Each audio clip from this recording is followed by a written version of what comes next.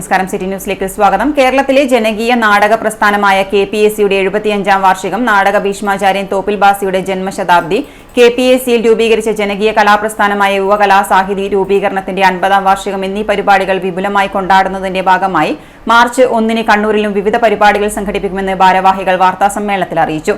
സാഹിത്യകാരനും നാടകകൃത്തുമായ KT Baburaj മത്സരം ഉദ്ഘാടനം ചെയ്യും. രാവിലെ 10 മണി മുതൽ മഹാത്മാ മന്ദിരത്തിൽ നാടക ഗാനാലാപന മത്സരം നടക്കും. വിദ്യാർത്ഥികൾക്കും മുതിർന്നവർക്കും പ്രത്യേക മത്സരമാണ് നടക്കുക.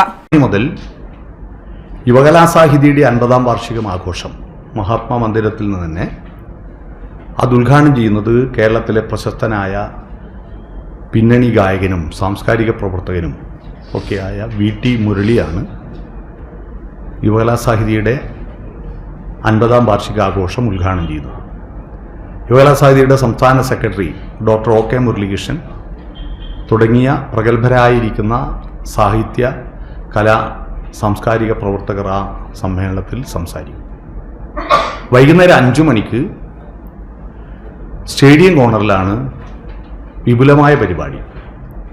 KPAC-യുടെ വാർഷികവും ജന്മശതാബ്ദിയും 5 മണിക്ക് സ്റ്റേഡിയം കോർണറിൽ വെച്ച് ഏറെക്കാലം KPAC-യുടെ പ്രസിഡന്റായി പ്രവർത്തിച്ച കേരളത്തിലെ അറിയപ്പെടുന്ന രാഷ്ട്രീയ നേതാവ്, കണ്ണൂർ ജില്ലക്കാരൻ കൂടിയായ പന്ന്യൻ രവീന്ദ്രനാണ് ആ പരിപാടി ഉദ്ഘാടനം ചെയ്യുക.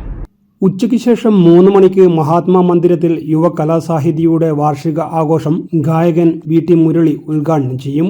യുവ കലാസാഹിതി സംസ്ഥാന സെക്രട്ടറി ഡോക്ടർ OK മുരളീകൃഷ്ണൻ സംസാരിക്കും. വൈകുന്നേരം 5 മണിക്ക് സ്റ്റേഡിയം കോർണറിൽ KPAC 75-ാം വാർഷികവും തോപ്പിൽ ഭാസി ജന്മശതാബ്ദിയും CPI നേതാവ് പന്ന്യൻ രവീന്ദ്രൻ ഉദ്ഘാടനം ചെയ്യും. വയലാർ രാമവർമ്മയുടെ മകനും പ്രശസ്ത കവിയും ഗാനരചയിതാവുമായ വയലാർ ശരത് ചന്ദ്രവർമ്മ മുഖ്യ അതിഥിയായിരിക്കും.